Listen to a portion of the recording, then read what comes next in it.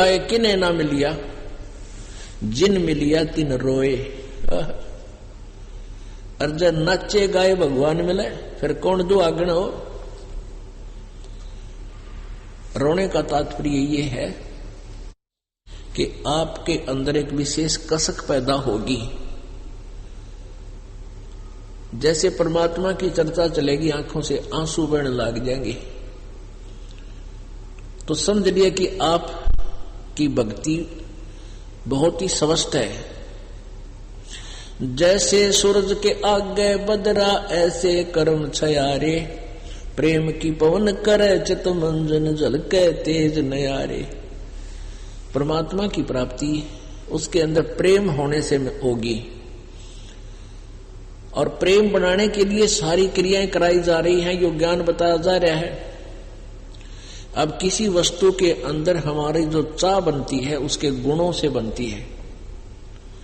जैसे मोटर गाड़ी लेनी है, कार लेनी है, तो उसके गुणों का पता है, तो आदमी उसके लिए कोशिश करता है, धन जोड़ता है, लोन लेता है, कुछ भी करता है, तो उसको लेकर छोड़े पार बस आ जाता है। तो इसी प्रकार हमने इस पूर्ण परमात्मा के गुणों का ज्ञान हो गया और होगा, तो तभी हम इसकी चाह करेंगे और फिर इसमें एक विशेष प्रेम पैदा होगा। क्योंकि हम सतलोक में रहा करते हैं अपने पिता के पास, और वहां हमें कोई दुख नहीं था। हम अपनी नालायकी थे यहां काल के फंस गए, और अब हमने वहां जाना है जहां से हम अपने पिता के साथ से बिछुड़ कर आए, हमने भारी गलती कर रखी है। और घने बिछड़े हुए ने कोई अपना पिता फिर मिल जाए, बालक ने बहुत दौड़ के सीने के लग जाता है, आंखों से आंसू बहते हैं।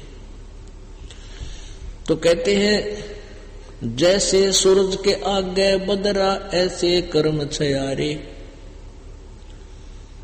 प्रेम की पवन करे चित मंजन झलके तेज नयारे। आत्म और परमात्मा एक नूर जहूर, बीच में झाई कर्म की ही ताते कहिए दूर। आत्मा और परमात्मा का के बीच में हमारे कर्मों की दीवार बन गई, ये बीच में झाई बन गई, एक बहुत बड़ी बीच के अंदर बाधा बन गया।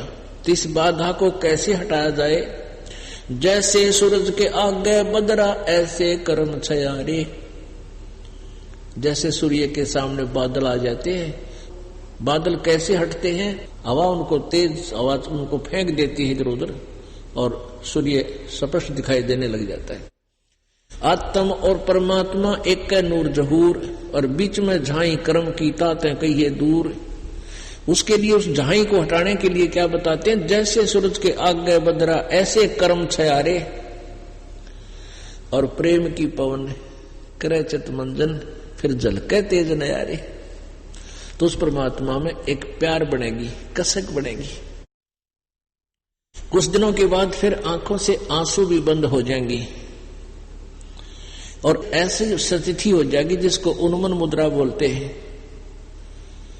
नौका तेरा ऐसा क्या हो गया, तू उन्मन सा बैठा है, उन्मन सा यानी ना बोलता, ना ढंग से हंसता, ना कोई विशेष रुचि किसी वस्तु में।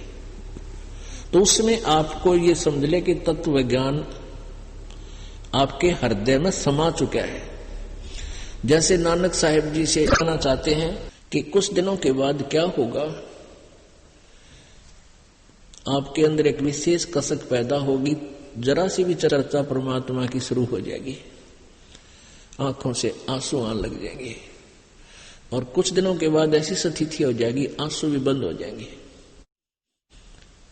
और वैसे ही जैसे यहां संसार असार सा नजर आओगा, किसी चीज में रुचि सी ना रहेगी, वो रोना होता है, वो कसक है न्यारी। कबीर परमेश्वर जी कहते हैं रो बल घट जावे, आंसू तो भगवान मिले नहीं, रो तो बल घट जा। और 8 पैर का दाजना जैसे घुण काटने खा, कहते हैं लास्ट स्थिति ऐसी आ जाएगी। कबीर परमेश्वर जी उदाहरण देते हैं, कबीर वैद बुलाइया पकड़ के देखी बाँ, और वेदना वेदन जान ही मेरा करक कलेजे माँ। सच्ची लगन जब भगत की बन जाती है उसकी ऐसी स्थिति हो जाती है। घर वाले जो भक्ति से अपरिचित हैं वो चिंतित हो जाते हैं, इस बच्चे का क्या हो गया, ना तो यू गणासा बोलता, ना हमारे पास बैठता, एकांत में रहस है, खावा पी भी सी करे है, कोई खास नहीं, ओढ़ने पैरने की रुचि न रही नहीं। तो घर वाले न सोचे हैं कदे बच्चे का कोई गुप्त बीमारी होगी हो।